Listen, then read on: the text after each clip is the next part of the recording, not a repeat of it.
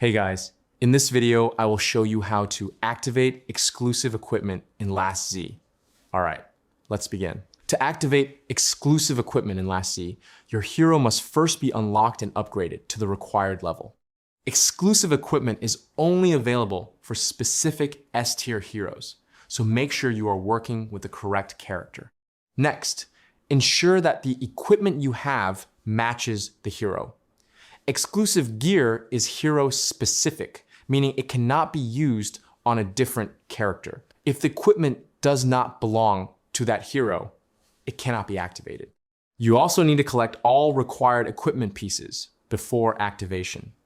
Each piece must be obtained and crafted before it becomes usable. Once all pieces are ready, you can equip and activate the exclusive equipment. Upgrading the equipment will increase stats such as attack, defense, and troop HP, providing a strong boost to your hero's performance. Finally, gather enough fragments to fully activate the equipment when required. So that's basically how you can activate exclusive equipment in Last Z. That's it for this video. Thanks.